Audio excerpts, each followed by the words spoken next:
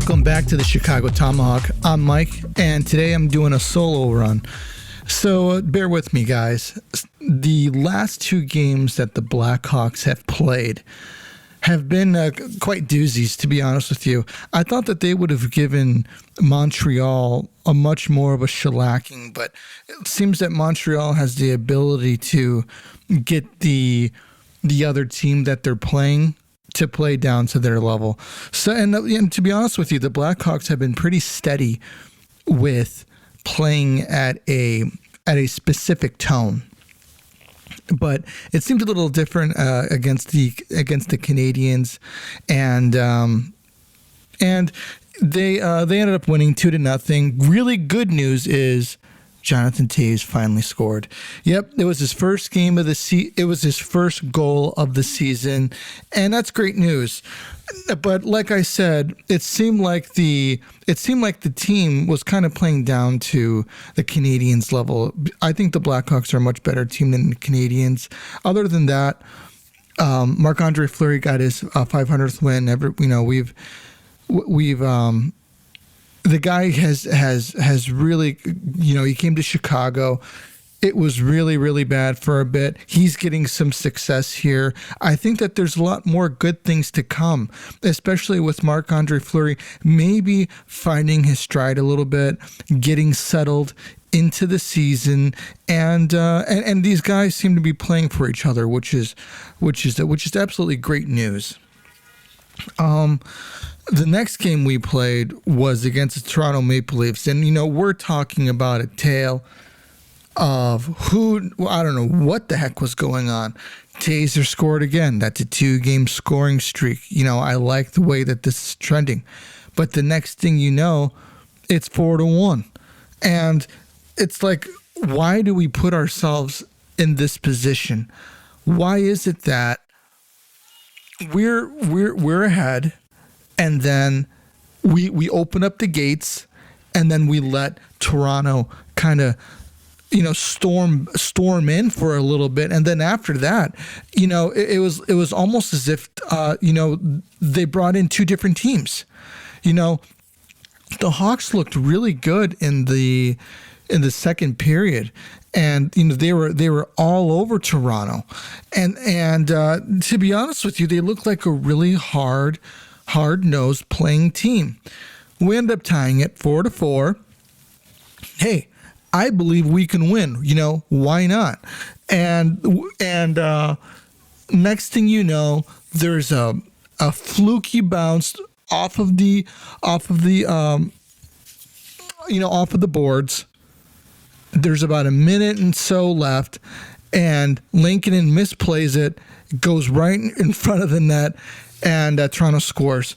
And it was really unfortunate because I think that the Hawks could have stolen that game. They had every right to lose, being down 4-1, but they stormed back. They could have done it, and it didn't happen. I think that would have been really great for morale. I think it would have been really great for the team to know that they could be down and come back and win. And I think it would have been really great for Lankinen to kind of put him at ease a little bit. But we lost. I don't think that Toronto is the juggernaut that they're supposed to be, because I don't think that they have what it takes to take their own team to the next level. I think that they have a boatload of talent, but I don't think that the team has put it together so that they could take it to the next level as a team. Hey, it's just my take. That's how I feel about it, and that's where I'm going to leave it. So, moving forward, how about that? How about the play of Hagel, Brandon Hagel? I'll tell you what. Just let me grab my drink really quick. This guy has been phenomenal. I think that he's done a great job of, to be honest with you, I think that he's one of the top 3 players on the team. you don't have to score 50 goals to be the MVP of the team, I don't think. I mean, yeah, sure, that really, really helps. But when you've got a guy like Hagel who can score, who can skate, who can back check, who can go into corners and win battles, go into corners and win multiple battles. Against the Toronto team, he set up a nice goal where he won 2 battles in the corner and then dropped it off for a nice shot, and we got a goal off of it. It was incredible. I think that Brandon Hagel is at 1.5 million is might be underpaid. He's been scoring too. We get production out of him from all ends of the ice, and I'm really glad that we have him on the team, and I'm really glad that he has. He has, I think, found his place on the team. Looking at Dylan Strome, I think Strome has actually been playing better. He's not typically the type of guy to, put 110% effort every single game, but it seems that he's been engaged. He's been actually improved at the faceoff dot.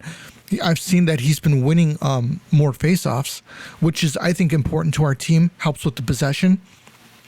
And I think that these little small wins may help with his confidence, and hopefully get him pushing to be even better. Maybe relax. I like seeing him behind the net, trying to dish the puck out to people. That really helps. I think his playmaking definitely needs a little sprucing up, I should say. But I think that there might be a little bit of hope for Strome, and definitely some hope that maybe we can get some trade value out of him.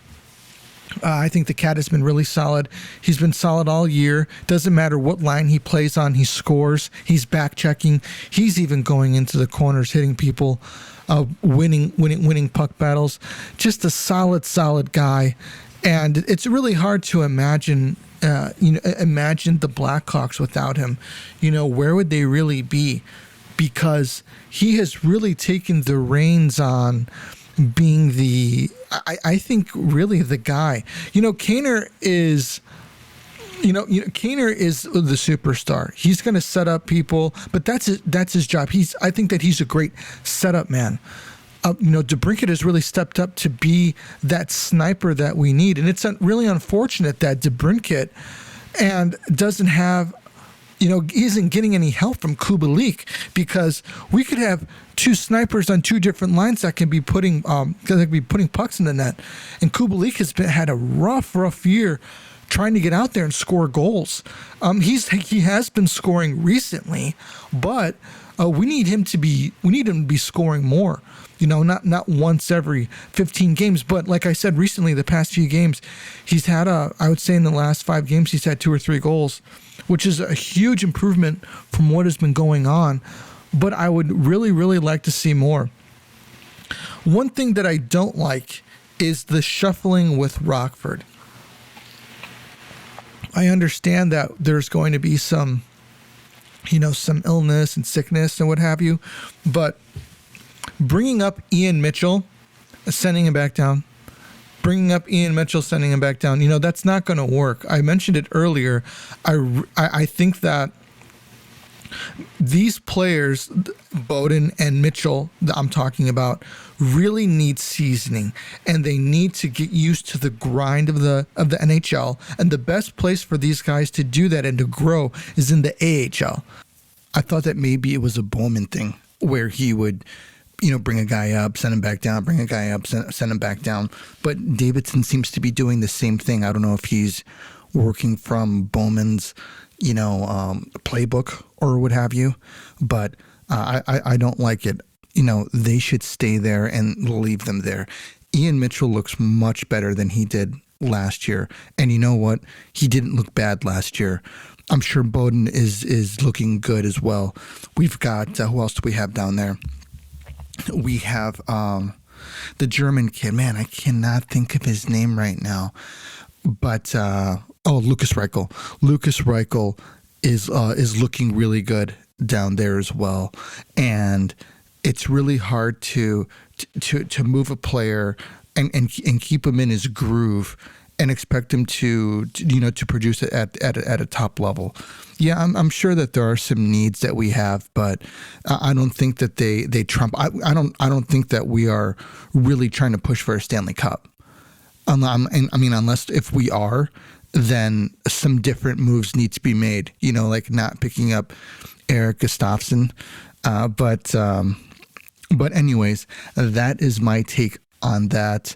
I still think that there is more going on in the NHL. I think that there's a lot of things where guys aren't respecting each other, and I wonder if this is going to show up in the Olympics and which players are actually going to show up in the Olympics, because I believe it was released yesterday that if you come down with COVID at the Olympics, that you're going to have a 5-week quarantine.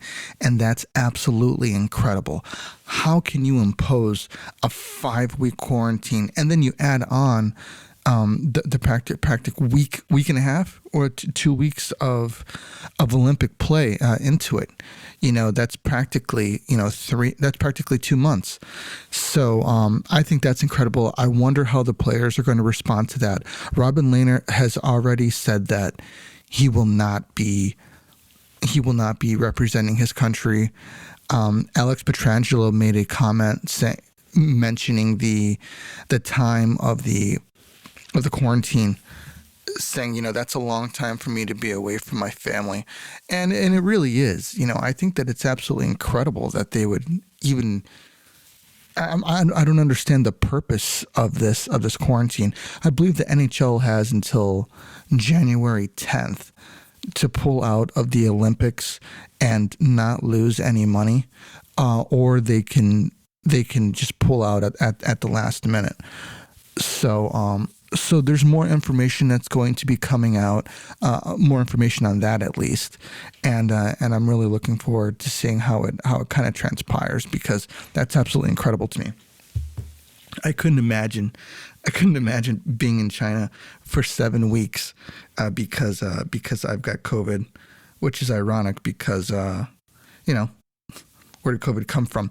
So the Blackhawks didn't play last night. Their match with Calgary was postponed because there's a COVID outbreak with Calgary, which is really unfortunate. So that's going to be at a later time. I believe the Blackhawks' next game is versus the Capitals on Wednesday, and that might be Nicholas Backstrom's first game back. So we'll have to see how that plays out. Nicholas Khudobin was placed on waivers by the Stars. I was kind of surprised on that. It seemed like they were kind of holding out on their goalies, and they're kind of letting the farm go now. Ben Bishop has retired as well. He's got an injury, and he has decided to retire. I think he has a degenerative knee injury, which is incredibly unfortunate. So this is pretty much where we're at right now.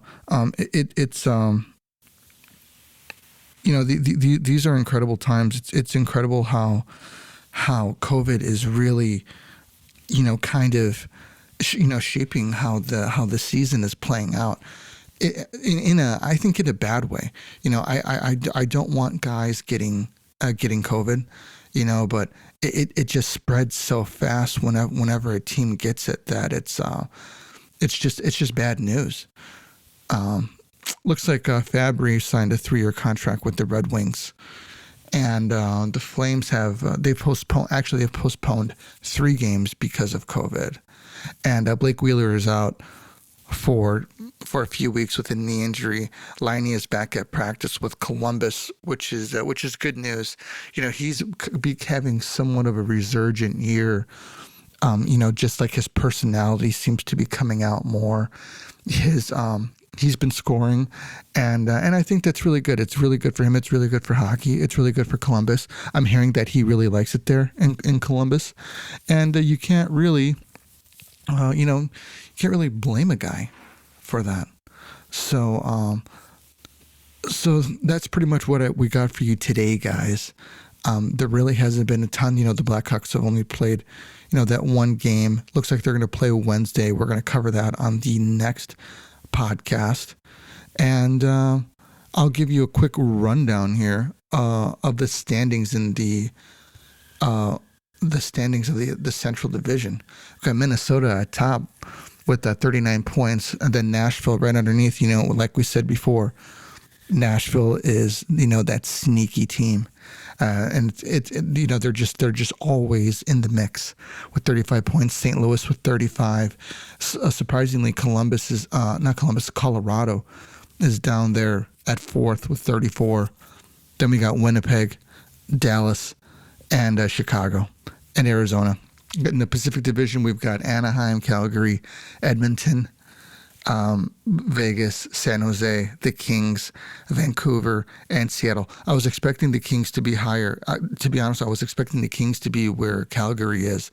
And actually, yeah, I was. And it looks like Anaheim and Calgary are at the top of that division, which is, it's just absolutely incredible. It's been such a great season. It's just so many surprises. I just think it's great for hockey. In the Eastern Conference, we've got the Capitals at the top, 40 points. Carolina, New York, Pittsburgh. Man, Pittsburgh's really hanging in there. CBJ, New Jersey, Philadelphia, and the Islanders.